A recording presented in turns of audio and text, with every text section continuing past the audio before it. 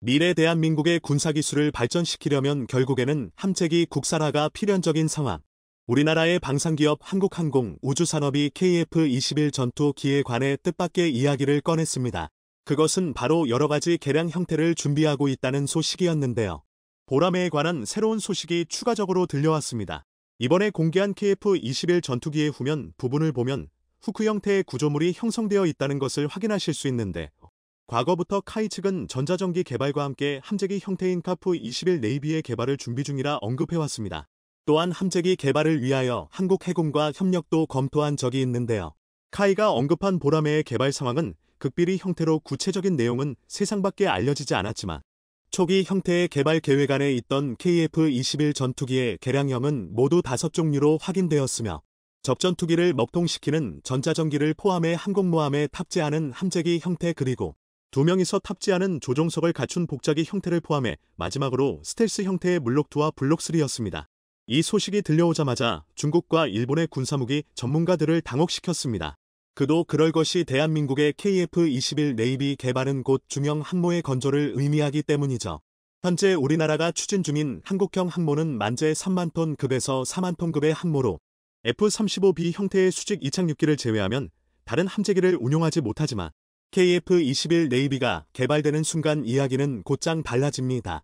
과거 한국의 공군 조종사가 운용하던 F-35가 전자개통 이상으로 인해 랜딩 기어가 작동하지 않아 동체 착륙을 진행했던 사고가 있었습니다. 한국의 베테랑 조종사와 우리 공군의 합동작전으로 큰 피해 없이 무사히 동체 착륙을 진행할 수 있었는데요. 당시 우리 군은 F-35의 전자개통 이상으로 인한 랜딩기 업 미작동이라고 주장해왔지만, 미국 측에서는 이와 정반대로 버드 스트라이크로 인해서 전투기 이상이 생겼다고 주장해왔습니다.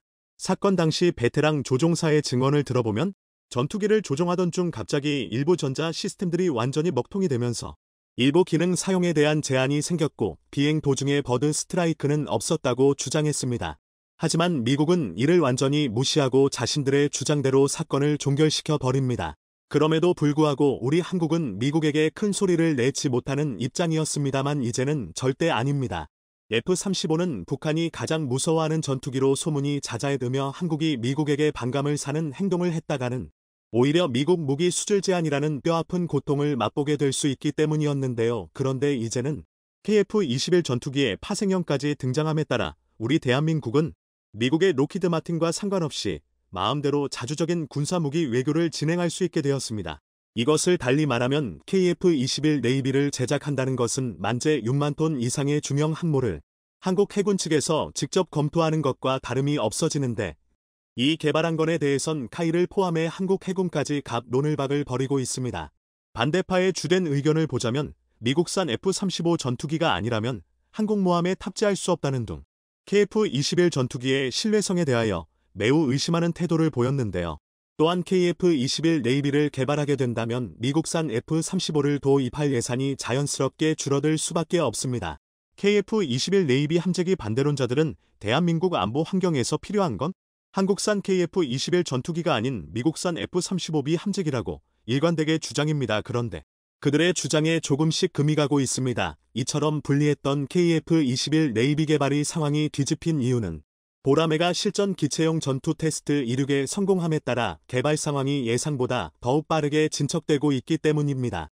여러 대의 보라매 시제기가 조립과 동시에 지상시험에 투입되었고, 복자기 형태인 8호기와 9호기의 조립이 한창 진행 중이라는 보도가 연이어 쏟아져 나오고 있는데요.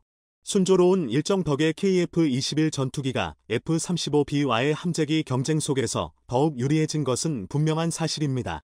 그런데 군사 전문가들은 가장 핵심적인 비행 테스트도 물론 중요하겠지만 조립 중인 8호기 형태의 복자형 보라매의 성능이 얼마나 뛰어난지에 따라 한국해군 항공모함에 탑재하는 네이비 함재기 개발이 최종적으로 결정될 것이라고 입을 모읍니다. 복자형은 훈련을 위해 2명의 파일럿이 탑승할 수 있도록 콕피트에 2개의 좌석을 배치한 형태를 말하는데요. 복자형 보라매 전투기가 중요한 이유는 함재기의 기체보 강도 이유로 들 수 있지만 공중전장에서 전자전기, 전자정보 수식기 등 각종 지원기들의 중요성이 부각됨에 따라 항공모함 역시 복자형 전투기의 수요가 크게 늘고 있는 추세이기 때문입니다. 당연히 KF-21 보라매의 복자형 역시 항공모함에 탑재하기 위해선 기존보다 성능을 더욱 개량해야 하는데요. 이에 대해 주명 항모 반대론자들과 미국산 F-35 찬성론자들이 들고 일어났습니다. 그들의 주장에 따르면 우선 KF-21 네이비가 개발되더라도 신뢰성에서 치명적인 문제가 발생할 것이라고 미리 전제를 해둔 상태로 이야기를 하고 있는데요. 특히 한반도에서 크기가 큰 항공모함은 효율적이기보단 거대한 표적이 될 것이라고 우려합니다. 대한민국이 보유한 모든 대형 해군 기지들이 일본과 중국의 사정권 안에 드는 상황에서 KF-21 네이비가 탑재된 항공모함을 건조해봤자 극초음 속 미사일의 타겟이 될 뿐이라는 게 그들의 주된 논리입니다. 하지만 그들이 생각하지 못한 부분이 딱 하나 있습니다. 함재기를 국산화하지 못할 경우 미국산 F-35B 전투기에 대한민국 해군 전체가 전적으로 의존할 수밖에 없다는 것입니다. 안 그래도 F-35B의 가동률은 부품 공급의 문제로 인하여 계속해서 떨어지고 있고 정비를 진행하려면 일본 또는 미국까지 가서 직접 정비를 맡겨야만 합니다. 한국 내에서는 뜯어보는 게 불가능하죠. 무엇보다도 적을 공격할 가장 적합한 체계는 바로 KF-21 함재기라는 것입니다. 모두가 알다시피 F-35 전투기의 B타입은 수직이 착륙기 형태를 지니기 때문에 무장량이 형편없을 수밖에 없습니다. 뿐만 아니라 무장량이 적어지면 저희 공세에 일방적으로 두들겨 맞을 수밖에 없다는 것인데요. 이에 반해 캐터퍼트식 혹은 스키점프대를 갖춘 KF-21 전투기는 F-35B 한 대 대비 1.9배의 무장량을 자랑합니다. 이런 관점에서 봤을 때 지금 당장은 개발이 어렵겠지만 나무보다는 숲을 보듯 미래 한국이 주명 항모를 도입하고 강력한 해군을 한반도에 운용하려면 KF-21 네이비 함재기를 개발하는 것은 지금 한국이 할 수 있는 최선의 선택일 수밖에 없는 것입니다. 이것을 반영하듯 KF-21의 비행 테스트가 예상보다 빠른 기간 안에 완료되기 직전입니다. 보라매의 실전 기체 출고 시기가 한 달 이상 앞당겨졌던 것처럼 KF-21가 개발이 완료되는 것도 시간 문제일 것 같습니다. 그런데 KF-21이 진행 일정을 앞당기자 해군 전직 고위 장교 역시 의미심장한 발언을 했는데요. 카이가 극비리의 KF-21의 개량형은 개발하곤 있지만 함재기 형태인 네이비에 관해선 적어도 연구가 진행 중인 것은 사실이 아니겠냐는 의견에 힘이 실리고 있습니다. 이 소식이 전파되면서 많은 우리나라 네티즌들이 국산 함재기의 개발을 기대하고 있습니다. 사실 무엇보다도 KF-21 역시 복자형을 이용해 지원 임무에 적합한 파생형을 생산할 수 있다는 것을 주목하고 있습니다. 이 중에서 전문가들이 가장 관심 있게 바라보고 있는 것은 항공모함형 전자전기인데요. 복자형 KF-21을 전자전사용으로 개조한다면 단번에 우리 군이 필요로 하는 항모용 전자전기를 확보할 수 있다는 것입니다. 전자전기는 전제전을 수행하기 위해 제작된 모든 항공기를 총칭하며 이 중 에스코트 전제전기는 적 방공망제와 공대지 임무에서 적의 레이더망을 무력화해 스텔스 능력이 없는 아군기가 적에게 공격당하지 않도록 완벽하게 보호해줍니다. 이 계획안을 본 우리나라 네티즌들은 가격이 비싼 데다 정비까지 마음대로 맡길 수 없는 미국산 F-35B보다 KF-21 네이비를 서둘러 개발하자는 의견에 강력한 힘을 실어야만 합니다. 우리나라 사람들은 간혹 강대국 대한민국이 차세대 신무기를 개발한다고 발표를 시작하면 어떻게든 만들어낸다는 가장 대표적인 예로 KF-21 전투기 개발 계획을 자랑스럽게 언급하곤 합니다. 그도 그럴 것이 KF-21 전투기의 개발 과정은 다른 국가들의 전투기 개발 과정과 비교해봐도 놀라운 안정성으로 순항 중이며 모든 부품들이 예상보다 훨씬 빠르게 기술력을 습득해 나가고 있죠. 지난 5월 국가과학기술연구회가 발표한 25개 정부출연 연구기관 우수 연구 성과에 차세대 소재 기술이 발표돼 세계 이목을 집중시키고 있습니다. 국가과학기술연구회는 지난해 개발한 전자파 흡수 소재를 50대 우수 연구 성과로 선정해 포상했습니다. 지난해 발표 당시 이 소재를 실제 실용화하는 데에는 상당한 시간이 소요될 것으로 전망했습니다. 사실 이 기술은 높은 기술적 난이도 때문에 일각에서는 오직 미국에서만 가능한 기술이며 한국은 불가능하다며 비판하기도 했습니다. 그래서 한국에게 진정한 스텔스 기술은 실용화까지 다소 먼 이야기라는 주장이 힘을 얻었습니다. 그런데 지난 4월 KF-21 보람에 4세대 블록3 개발을 위한 연구 용역이 진행 중인 것으로 알려졌습니다. 보람에는 2026년까지 공대공 능력을 갖춘 보람의 블록2를 개발하고 2028년까지 공대지 보장을 겸비한 보람매 블록2를 개발하는 것이 공식 일정이었습니다.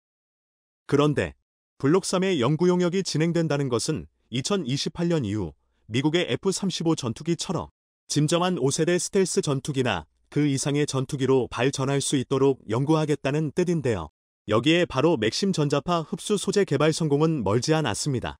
순수 국산 스텔스 도료 연구 개발이 진행되고 있다는 소식이 처음 등장했습니다.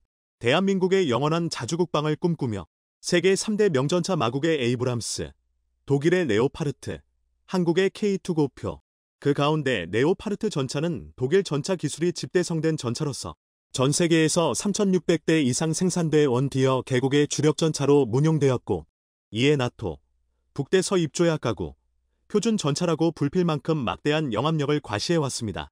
특히 전차 최초로 엔진과 변속기가 조합된 파워팩을 적용하여 전차에 새로운 지평을 얻었으며 1500마력의 액체 냉각식 디젤 엔진과 두꺼운 복합장갑은 1980년대 이후 세계 각국의 들자만 3세대 전차에 적용됐습니다. 또한 레오파르트 2를 개량한 레오파르트 2AB 전차는 세계 최초로 120m 활강포를 장착하기 시작하였는데, 이 활강포 역시 당대 최고의 전차포로서 M1 에이브람스나 메르카바 전차, KA, 90식 전차들 각국의 네로라는 3세대 전차들이 모두 채용한 명품 주포로 불려왔죠. 한마디로 전차하면 레오파르트이고, 레오파르트 하면 전차의 표준이라고 불려도 손색이 없었던 것입니다. 전차에 대해 관심이 없는 분들이라도 맥주를 포신이에 몰려놓고 질주하는 전차의 명상을 보신 적은 있으실 텐데, 그 전차가 바로 레오파르트 전차입니다.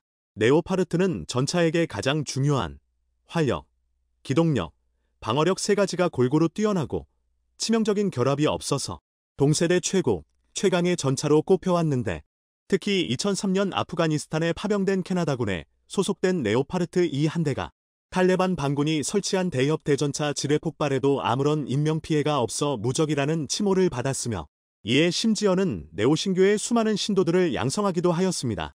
그러나 최근 들어 무적의 전차 레오파르트의 신화가 처자피 깨지고 있는 상황입니다. 우크라이나 전쟁에서 레오파르트는 매우 실망스러운 모습을 보여주고 있고, 또한 첨단 기술이 적용된 3.5세대 K2 축표가 듬자모 해외 성능평가에서마저 뒤처지게 되면서 이제 왕자의 자리에서 내려와야 한다는 목소리도 나오고 있습니다. 특히 최근 아우디부카에서 교전하던 우크라이나의 레오파르트 2A6가 격파당하는 영상이 공개되어 화제가 되고 있는데요. 최근 일주일 새 레모 2A4 4대, 스트리즈즈벤 122, 네오 기반 1대, 레모 2AB 1대가 완파되어 손실되었고, 그 가운데 파괴된 레오파르트 2A에는 포탑 옆면에 추가 바이저를 보감했던 혁태라 더욱 논란이 커지고 있습니다. 이에 10월 29일 포브스의 데이비드 X 기자는 우크라이나가 최고의 레스퍼드 이 전차를 점점 더 많이 잃어감에 따라 구형 T-72로 되돌아가고 있다고 하였는데요. 레오파르트 2가 수리 가능한 수준의 타격만 받았다고 해도 다시 고쳐 사용하기까지는 많은 시간이 소요되며, 특히 파괴된 레오파르트 전차의 대다수는 전차전이 아닌 포격이나 대전차 미사일에 의해 파격되었는데, 이로써 접접 현대 전차의 핵심이 두꺼운 장갑을 두른 방어력이 아닌 소프트킬, 하드킬, 데드론과 같은 피탄 거부 능력과 가벼운 중량에서 발휘되는 높은 수준의 기동성으로 옮겨가고 있다는 것을 알 수 있습니다. 즉, 레오파르트의 장점으로 꼽혀왔던 방어력이 현대전장에서는 그리 주목받고 있지 못하다는 것입니다. 콜룬 전차에게 있어 두꺼운 장갑은 매우 중요한 것이 사실이지만, 실제 전장에서는 아무리 두꺼운 장갑을 지닌 전차라 해도 대전차 미사일을 맞고도 멀쩡할 수 없으며, 상부 포탑에 떨궈진 포탄이나 드론 미사일에 의한 피해를 막을 수는 없습니다. 한국 K2 전차의 장갑이 얇아 북한 불세 대전차 미사일에 관통이 된다며 비웃었던 사람들은 지금 레오파르트 기반으로 제작된 ST아업이 122대가 불세의 원형 코넷 대전차 미사일을 맞고 완파된 것에 대해서는 무엇이라 말할지 문득 궁금해지기도 합니다. 즉, 현대전차의 핵심은 두꺼운 장갑을 얼마나 두르느니가 중요한 것이 아니라 피격을 답하기 전에 방어할 수 있는 잡비를 갖추고 있는가, 그리고 먼저 적을 공격할 수 있는 빠른 가동성과 사격 정확도를 지니고 있는지가 더욱 부각되고 있는 것이죠. 실제로 지난 9월 미 육군은 성명을 통해 현재 진행 중인 에이브람스 전차의 업그레이드를 완전히 폐기하고 새로운 방향성으로 재추진한다고 하였는데, 이는 우크라이나 전쟁을 통해서 알게 된 교훈 때문이었습니다. 기존과 달리 강조되는 부분은 두 가지로 바로 능동방호체계 APS와 기동성야였습니다. 사업 책임자인 기펄의 나엄원 장군은 향후 업그레이드 방향은 더 높은 생존성과 더 가벼운 무게의 전차가 될 것이라면서 작전 기동성을 높이기 위해 어떻게 해서든 무게를 줄이는 방법을 지속적으로 찾고 있다고 하였습니다. N1 에이브람스의 무게는 대략 67톤에 달하고 추가되는 장비에 따라 70톤에 이르는 경우도 있습니다. 반면 폴란드에 수출된 한국 K2 전차의 무게는 54톤으로 기동성에서 매우 많은 차이가 나죠. 서방 진영의 주력 전차였던 레오파르트와 에이브람스가 고전하고 있는 사이 한국의 K2 흑표는 오히려 그 주가를 높이고 있습니다. 노르웨이 수주전 당시 레오파르트를 상대로 더 높은 평가를 받았던 K2 전차는 폴란드 수출을 통해 유럽에 첫 발을 내다렸고 이제 나토 국가들이 선택할 수 있는 최고의 옵션이 되어가고 있습니다. 특히 최근 ADX 2023에서는 K2 PL 전차의 최신 모델이 공개됨과 동시에 폴란드 현지에서 생산될 K2 필에 관한 두 가지 핵심 사안이 확정되었는데요. 바로 중량과 악스 개별 방식이었습니다. 역시나 K2 흑표에게 있어서도 출량과 능동바포 체계는 매우 중요한 이슈였었죠. 폴란드 군이 요구한 PL 버전의 바버력은 러시아 T-14에서 발사되는 최신엄 125mm APF 505탄을 방어할 수 있는 수준이었습니다. 이는 중랑 BD톤 이내에서는 출촉이 불가능한 바버력 기준으로 알려져 있었으나 현대로템은 측면의 반음잡값 대신 첩단 복합잡값을 적용해 바버력을 함상시키면서도 중남들 60톤으로 맞출 수 있게 되었습니다. 또한 새로 등장한 전차의 천적인 자목무인기에 대응하기 위해 전차 3부의 반음잡값은 그대로 유지될 것이라고 하였죠. 특히 APS 도입 방식과 관련해 한 가지 반전 소식도 전해졌는데요. 사실 그동안 현대로템의 수출형 전차에는 모두 이스라엘 라파엘사의 트로피 APS가 적용되어 왔기에 PL 버전에도 트로피 APS 탑재가 유력했었습니다. 노르웨이 수출형 모마린 K2ND에도 트로피가 장착되어 있었죠. 트로피는 현존 알수 중 가장 많은 실전 경험을 갖추고 있는 세계 최고의 에베스로 미 에이브랑스, 네오파르트 EA7 등에도 채택된 장비입니다. 라파엘의 트로피 시스템은 크게 세 부분으로 구성되어 있는데 탑지 레이더, 추적 레이더, 하드릴 무기와 소프트 킬 무기, 전파 교란 잡지로 구성되어 있습니다. 4개의 판형 레이더는 탱크 주변 360도로 반구형의 방어구역을 정하고 날아오는 대전차 로켓이나 미사일을 탐지, 추적하며 미사일이나 로켓이 탱크 전방 10m 지점 도달하면 탱크 포탑 앞측에 설치된 화전 발사판에서 산탄총알과 비슷한 소엽 급속 펠릿 요객탄을 발사해 파괴하죠. 전차의 바버력을 높이기 위해 장갑을 감화한다면 줌남이 늘어나 기동력이 떨어지지만 APS는 무게가 무겁지 않아 탱크 기동력 저하 없이도 바버력은 높인다는 잠적이 있습니다. 다만 문제는 가격인데요. 대답 가격이 100만 달러, 13억 원에 이르러 수출원가 부분에서 큰 부담이 되고 있습니다. K2 전차의 순수 대답 가격이 뷰억 접도인데 에이스 하나가 전체 가격에서 17%를 차지하는 셈이죠. 이에 현대로템은 국방과학연구소와 기타 관련 업체와 협력해 독자협 하드킬 능동방어 시스템을 개발하는 사업을 진행하고 있었고 이로써 개발될 한국형 모델을 폴란드에 제안하였습니다. 하지만 폴란드의 입장에서는 제한된 시간 안에 우수한 신뢰성을 갖춘 하드킬 능동방어 시스템 개발이 가능할지 의구심 들 수밖에 없었을 텐데요. 그러던 중 최근 한국에서 놀라운 소식이 전해졌습니다. 바로 ES의 핵심 기술인 MAP 관통자 기술 개발 완료가 입학했다는 것인데요. 국밥과학연구소는 2021년부터 2024년까지 47억을 투자해 전밥집속 파편탄두 설계 기술 연구를 진행하고 2023년부터 2026년까지 80억의 예산을 투입해 초고속 초소엽 위험체 무력화 기술 연구를 진행해 왔습니다. 전밥집속 파편탄두 설계 기술은 미사일, 로켓 또는 포발사 탄약의 위협에 대한 피해를 최소화하면서 효과적으로 대용하기 위해 다수의 성원 파편을 표적밥함으로 집속하여 밥출시킬 수 있는 기술로 마피 즉 한국형 트로피 아헤스라고 할 수 있습니다. 또한 초고속 초소형 위협체 무력화 기술은 먼거리, 근거리에서 접근하는 대전차 무기체계를 초근거리에서 무력화시킬 수 있는 기술로서 폭발성원 탄자로 바포섬놈은 극대화시키고 주변 피해 효과는 최소화시킬 수 있는 기술입니다. 즉 이스라엘의 아이언 피스트를 한국형으로 개발하겠다는 것이죠. 국방과학연구소는 두 밥씩 각각 2024년, 2026년까지 개발 완료하겠다고 약속하였고 MEFP 기술은 올해 이미 개발이 끝난 것으로 알려졌습니다. 이로써 K2PL은 가격과 성능 두 마리 토끼를 모두 잡을 수 있는 것이죠. K2PL 수출은 한국에 있어 매우 중요한 계약입니다. 한국 방산을 세계 4위로 등극시켜줄 수 있는 핵심 사업으로 그 계약 대수만 820대에 달하죠. 그러나 최근 폴란드 총선에서 야당연합이 과반을 차지하며 계약 변경을 할 수도 있다는 우려가 나오고 있습니다. 이런 상황 가운데 최근 폴란드 이다피디 소속 차기 국방부장관 예정자인 토마스 시에모니악은 폴란드 정부가 맺은 밥산 기본계약을 취소하지 않을 것이라고 공언하여 화제가 되고 있는데요. 지난 10월 31일 플리티코에 따르면 폴란드가 선거 이후 차기 행정부에서 군사 관련 많은 반전이 있을 것이라 생각하였지만 토마스 시에모나학은 어떤 계약도 취소하지 않을 것이며 동맹국들이 폴란드를 예측 불가능한 국가로 여기는 것을 원치 않는다고 말하였다 하였습니다. 또 다른 야당 출신 스테판 크라예프스키 역시 TVP와의 인터뷰에서 우리는 군비 지출을 늘리는 데 투표했고 현 정부에서 추진한 모든 군비 계약을 유지하겠다고 밝혔으며 어떤 것도 청산되거나 정지되지 않을 것이다. 폴란드 야답이 현 정부를 비판하기 위해 선거 기간 한국과 맺은 밥상 계약에 대한 네거티브를 하였지만 막상 한국을 제외하고 폴란드의 군비 즉감을 도와줄 수 있는 파트너는 전무한 상황입니다. 특히 820대의 K2PL은 가술 이전과 현지 생산, 62g 급률 지원까지 풀매키지로 해주는 밥식으로 이러한 혜택을 제공해줄 수 있는 곳은 한국 말고는 없습니다.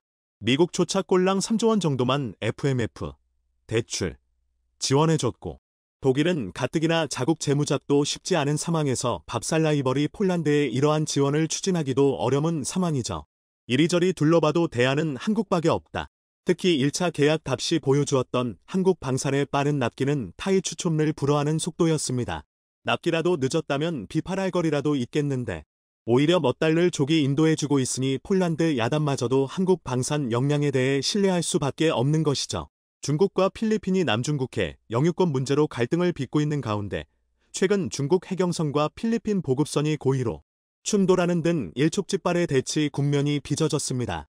지난달 중국 해경은 필리핀 선박이 불법으로 접근해왔다며 스프레틀리 군도 세컨드 토머스 암초로 건축 자재를 운송하려던 필리핀 선박을 저지했다고 밝혔는데요.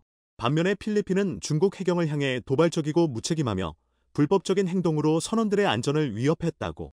이런 중국과 필리핀의 갈등은 이번이 처음이 아닌데 앞서 8월에는 중국 해경이 필리핀 군함에 보급품을 전달하려던 필리핀 해경선을 향해 쿨대포를 발사하기도 했었습니다. 그런데 이처럼 계속되는 중국의 도발에 열받은 필리핀이 급기야 한국산 전투함을 남중국해 투입했다고. 최근 중국 해경선과 필리핀 보급선이 고의로 충돌하는 갈등 사태가 끝끝내 해경에서 군으로까지 번지며 일파만파 커지고 있습니다.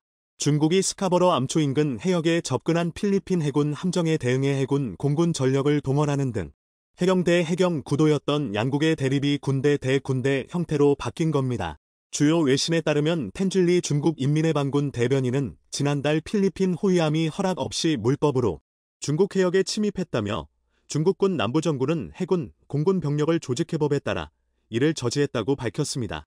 현재 필리핀과 중국이 영유권 분쟁을 벌이고 있는 지역은 스카보로 암초로 필리핀 본섬인 누손에서 서쪽으로 240km, 중국 하이난에서 900km가량 떨어져 있습니다.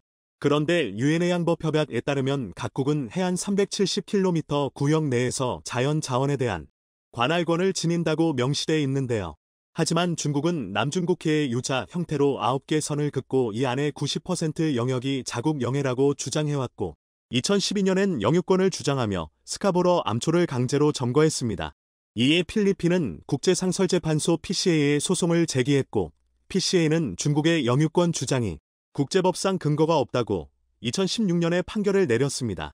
그러나 중국은 이를 무시하고 계속 같은 입장을 고수하는 등 유엔 헌장과 유엔 해양법 협약과 같은 국제규칙을 노골적으로 무시하며 근거가 없다며 배째라는 식의 태도를 보이고 있는 상황입니다. 그러다 지난달 중국이 스카버러 암초 주변에 부유 장애물을 설치해 필리핀의 접근을 막자 양국이 다시 갈등을 빚는 등 군대까지 투입되며 충돌 가능성이 한층 더 커진 겁니다.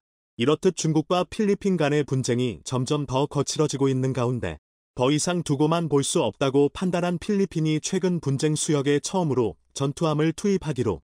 과거에도 그랬듯 이번 갈등도 중국군 함정이 먼저 필리핀 보급선에 접근을 막는 과정에서 일어난 만큼 이번에는 중국에게 본때를 보여줘야겠다는 강력한 의지가 내포된 것으로 보입니다. 그런데 놀랍게도 중국과 필리핀의 분쟁 지역에 투입된 전투함이 다름 아닌 한국의 포항급 초계함이라는 소식이 전해지며 놀라움을 금치 못하게 했습니다. 최근 중국 매체는 필리핀이 중국과의 해상전이 발생할 가능성을 열어두고 근접전 최강 전투함인 한국산 전투함을 투입했다고 밝혔습니다.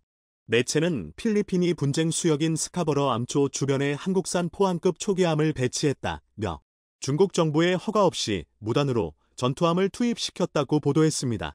그러면서 필리핀의 전투함 배치는 중국의 주권과 국제법의 기본 준칙을 위반한 것이라며 인민해방군은 남중국해 평화를 위해 고도의 준비태세를 갖추고 있으며 더 이상의 도발을 중단하라고 예민한 반응을 보였습니다. 중국이 거론한 필리핀 호위함은 콘라도 야부로 사실 한국의 포항급 초계함인데 과거 우리가 퇴역 초계함을 한국에서 충주라는 이름으로 불렸던 이 초계함은 2019년 필리핀에 인도된 뒤 콘라도 야비라는 새 이름을 얻었는데 6월 25일 전쟁 당시 작전 중 사망한 전 필리핀 육군 대위의 이름을 붙인 겁니다. 1200톤급 초계함인 콘라도 얍은 76mm 함포 2문, 40mm 기관포 2별표 2문, 324mm 어뢰로 무장한 초계함으로 화력 덕후 우리 군의 무기답게 중무장한 초계함으로 현재 필리핀이 보유한 어느 함정보다 강력한 무장을 탑재한 함정입니다. 이런 이유로 필리핀은 콘라도 얍이 분쟁 수역에서 대응하기 유리한 근접전 최강 전투함으로 보고 중국과 영유권 분쟁 다툼을 벌이고 있는 지역에 이를 통해 필리핀은 중국 해상 민병이나 해경선에 대항하는 한편 중국의 도발에 꺾이지 않고 강력히 대응해 나가겠다는 강한 의지를 분명하게 전달한 것으로 보입니다. 사실 현재는 콘라도 얍으로 불리는 포항급 초계함은 과거 우리 군이 북한 간첩선을 막기 위해 투입된 전투함으로 수사포로 적 함대의 위력을 가할 수 있는 근접전의 최강자로 꼽혔습니다. 실제로 포항급 초계함이 양쪽으로 포 3문을 다 얼고 동시에 포를 발사하면 그 위력이 어마어마한데 어느 정도냐면 중국의 5,000톤 해경함을 단 3초 만에 초토화시킬 수 있는 막강한 화력을 자랑합니다. 이뿐 아니라 속도도 빠른데 중국 전함이 30노트 미만으로 알려진 반면 콘라도 얍은 32노트, 빠르면 35노트까지 속도를 올릴 수 있어 빠르게 치고 빠지는 공격을 감행할 수 있습니다. 그런데 이처럼 중국을 향한 역대급 분노가 가득한 필리핀이 꺼내든 비장의 카드가 바로 한국산 전투함이라는 사실이 뒤늦게 알려지자 중국에서 정말 큰일이 났다며 엄청나게 긴장하며 그야말로 덜덜 떨고 있다는데요. 한국산 전투함으로 무장한 필리핀이 이제는 중국에 비견될 정도로 크게 향상된 가운데 이번에 필리핀이 콘라도 얍까지 남중국해에 실전 배치할 거라곤 미처 생각하지 못했던 겁니다. 사실 과거 필리핀은 소위 말해 깡통이라고 불리던 경비함을 이끌고 분쟁 지역을 비롯해 필리핀 영해 인근을 대상으로 경계 임무에 나섰는데 갑자기 콘라도 얍이 투입되면서 필리핀 해군의 대잠수함 능력이 엄청나게 향상됐습니다. 특히나 막강한 속사포와 레이더까지 장착하는 등 콘라도 얍이 실전 배치된다는 이야기만 나더라도 중국 해군이 바짝 긴장하는 모습을 엿보였었습니다.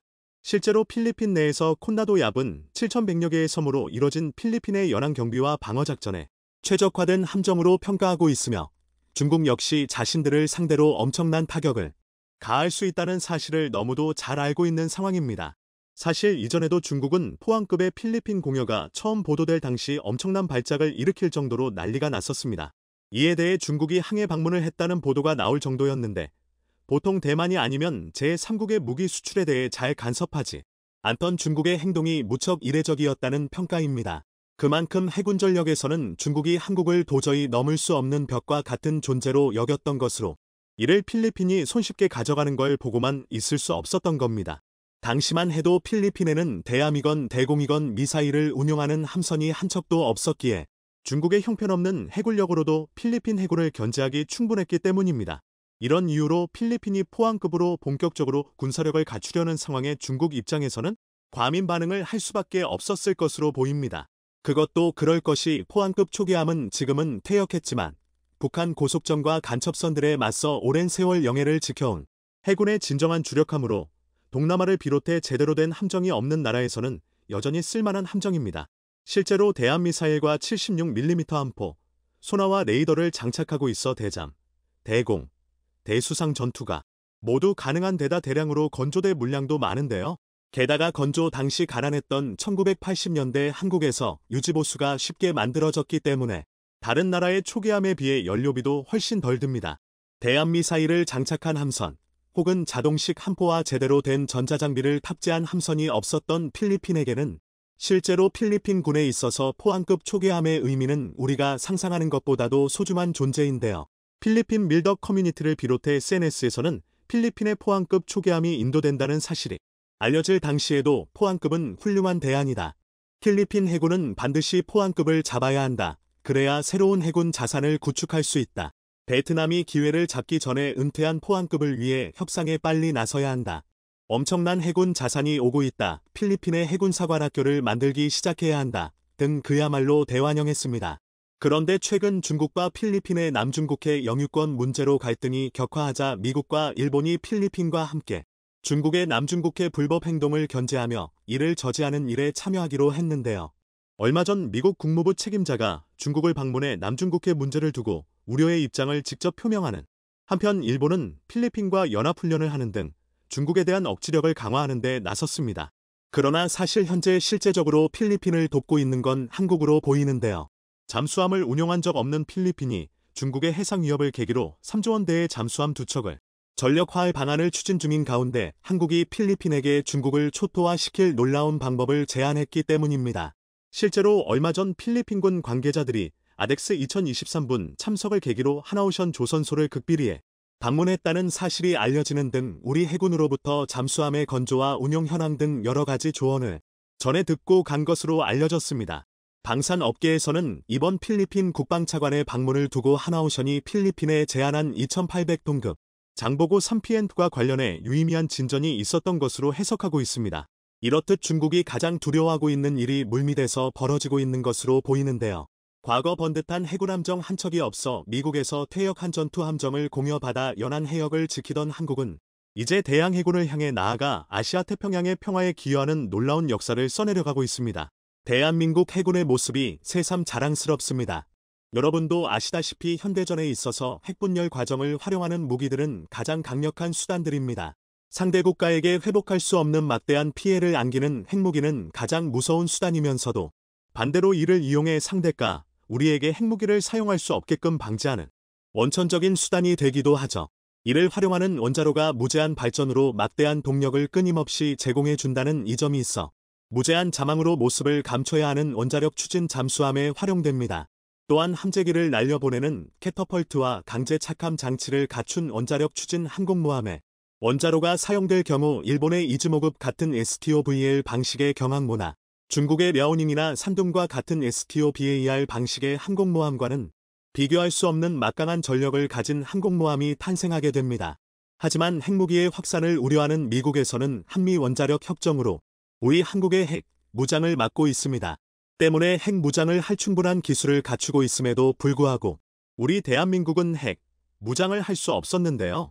그런데 얼마 전인 9월 1일 미국 원전 당국이 우리 한국과 미국이 공동 개발해온 첨단 기술인 파이로 프로세싱 SFR 연구 결과를 공식 승인한 것으로 확인되었습니다.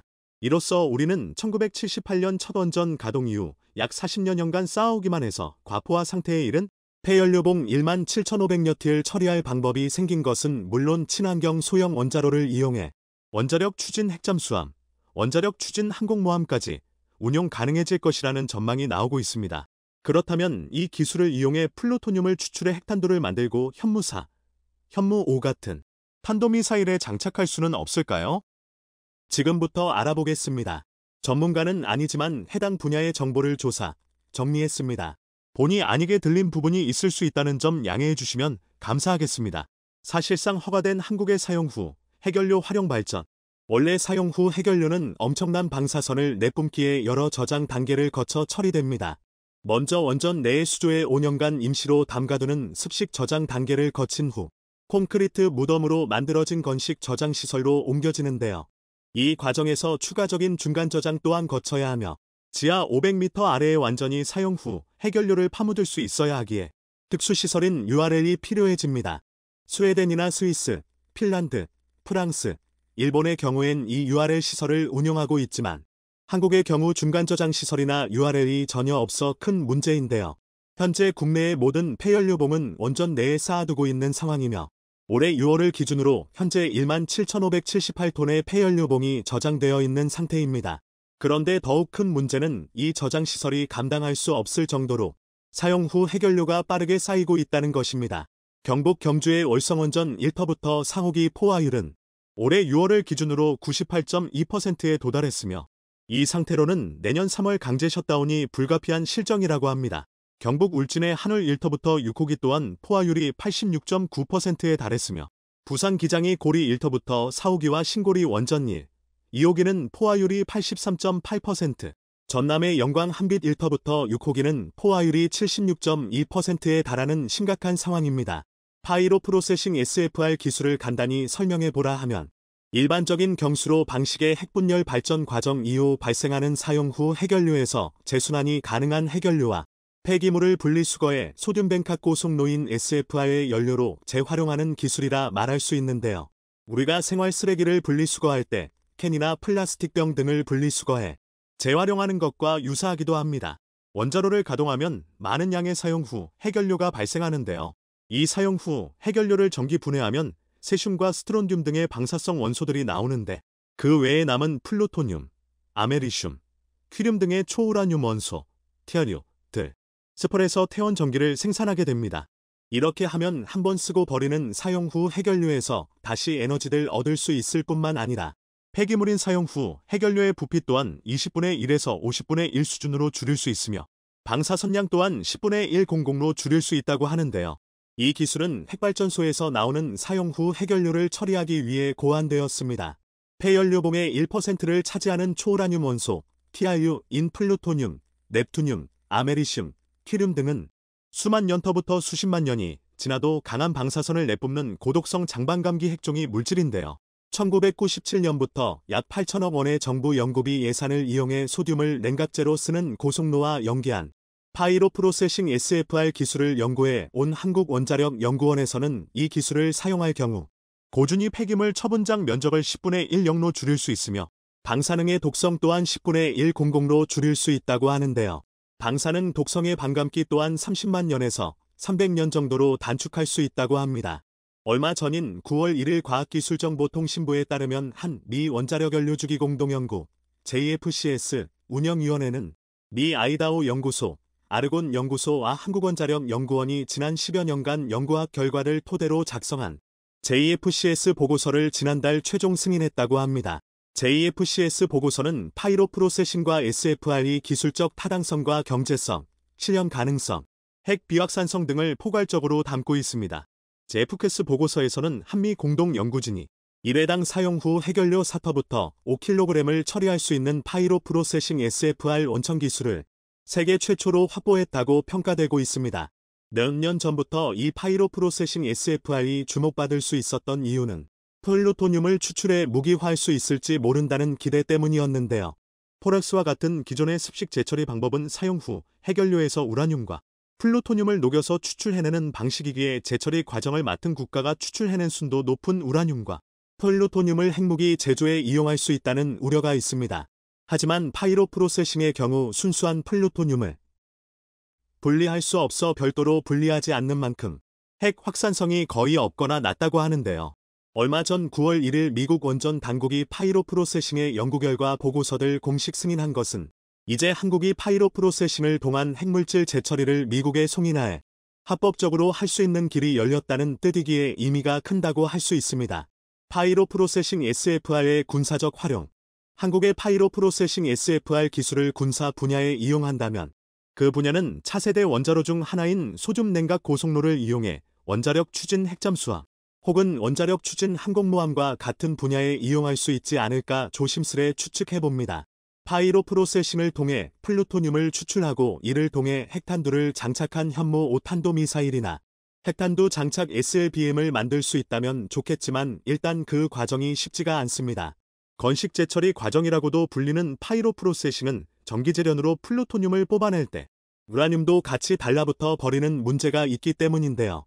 핵 확산 위험이 적다는 것은 그만큼 정치적인 부담이 적다는 뜻이지만 그만큼 무기화할 수 있는 순수 플루토늄을 뽑아내기 어렵다는 말이기도 합니다. 설사 우리 민족 특유의 엄청난 노력과 기술력을 발휘해 파이로 프로세싱 과정에서 플루토늄을 뽑아내는데 성공할 수도 있겠지만 확산을 극도로 경계하는 미국은 이를 가만히 보고만 있지는 않을 것이기에 한미 원자력 협정의 개정이나 폐지 없이는 파이로 프로세싱 과정을 통해 핵무기를 만들어내는 것은 어려울 것으로 보입니다. 하지만 파이로 프로세싱과 연계되는 소듐 냉각 고속로 기술을 상용화하는 데 성공할 경우 이를 도산 안창호급 잠수함 배치 3에 적용하거나 7만 T급 이상의 중형 항공모함에 적용하는 것은 가능해지지 않을까 조심스레 추측해봅니다. 소듐 냉각 고속로 SFR은 4세대 원자로 중에서도 선두주자로 꼽히며 마이크로소프트의 창업자인 빌 게이츠가 설립한 원전 스타트업 테라파워 또한 이 방식입니다. SFR은 냉각제로 물을 사용하는 기존의 원자로와 달리 원자로에서 발생하는 열을 액체 소듐으로 냉각시키는 방식의 원자로인데요. 소듐은 원자로 운전 중 545도까지 가열되지만 대기압에서 끓는 점이 880도로 매우 높기에 폭발 위험이 거의 없습니다. 하지만 원자로에서 생긴 열로 수증기를 만들어 발전까지 이어지게 해야 하는데 이 증기발생기의 설계가 기술적으로 매우 까다롭다는 단점이 있습니다. 빌 게이츠의 테라파워의 경우 이 문제점을 해결하기 위해 SFR로는 열만 만들고 용융염 기반의 에너지 저장 시스템을 결합해 중기발생기 없이 전기를 만들어 저장하는 방식을 사용할 것이라고 합니다. 테라파워가 계획한 바에 따르면 2029년에 345메가와트 규모의 SFR 4세대 원자로가 세계 최초로 모습을 드러낼 것이라 하는데요. 이 정도면 중소도시 규모라 할 수 있는 약 25만 가구의 전기를 공급할 수 있는 용량이라고 합니다. 전문가들은 4세대 원자로 중에서도 액체 해결료인 용융염을 연료 및 냉각제로 사용하는 MSR을 궁극의 원전으로 꼽는데요. 이 MSR의 연료 주기 또한 파이로 프로세싱에 기반을 두고 있습니다. 파이로 프로세싱과 연계되는 고속로 개발은 세계 최고의 선진국인 미국, 영국, 독일, 일본 등도 포기한 것이라고 하는데요. 우리 한국은 1997년부터 연구를 거듭해 사용 후 해결료를 태워 없애는 소각용 SFR을 만들었고 한국원자력연구원에서는 실제 SFR의 5분의 1 크기 실증로인 스텔라이 또한 구축되어 시험을 마친 상태라고 합니다. 이론적인 수준에서 설계는 완료되었다고 하는데요. 올해 4월부터는 과학기술정보동신부에서 300억 원을 지원받아 발전용 4세대 원자로인 삼루스, SALUS의 연구도 시작되었다고 합니다. 소각로는 사용 후 해결료를 자주 태워 없애야 하기에 해결료 교체 주기가 1년 정도로 짧지만 살루스는 해결료를 한 번 장전해 20년 이상 태울 수 있는 설계를 가지고 있다고 합니다. 살루스는 100메가와트급 원자로로 2035년 수출까지도 목표로 하고 있는데요. 만약 파이로 프로세싱과 4세대 소형 원자로를 우리 한국의 도산 안창호급 잠수함 배치 3에 적용할 경우 이 잠수함은 심해에서 무제한 자망하며 대륙과 섬나라, 북쪽의 함대를 덜덜 떨게 만들 무서운 수단이 될 수 있을 겁니다. 9월 2일 해상에서 실제 발사 시험이 진행되었다는 SLBM이 성공적으로 개발될 경우 수직 발사대를 갖춘 도산 안창호급 잠수함에서 이를 주변국들의 중요 지역에 날릴 수 있기에 우리 한국은 지켜낼 막강한 수단이 될 수 있을 것이고요. 도산 안창호급 잠수함 배치에는 아직 많은 것이 베일에 쌓여 있고 원자력 추진 잠수함이 될 수도 있다는 소문과 정황이 예전부터 적지 않게 나오고 있는데요. 만약 우리가 파이로 프로세싱 SFR을 이용해 합법적인 원자력 추진 기관을 만들게 된다면 이제는 사출기를 이용해 함재기를 이륙시키고 강제 착함 장치를 이용해 함재기를 착함시키는 강력한 원자력 추진 중 대형 항공모함까지도 나올 수 있게 될 겁니다.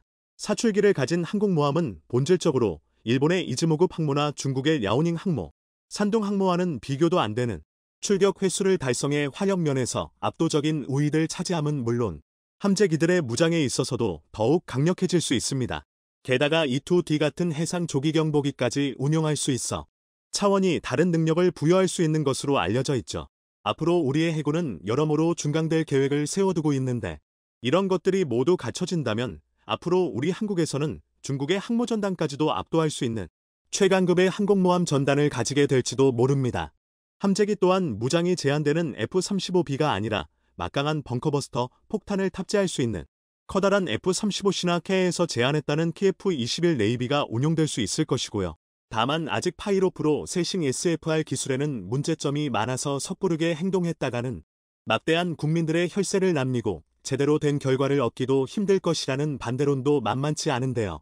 미국과 영국, 독일, 일본 등의 국가들이 파이로 프로세싱을 위해 필수인 고속로를 포기한 것 또한 다 그만한 이유가 있기 때문이라고 합니다.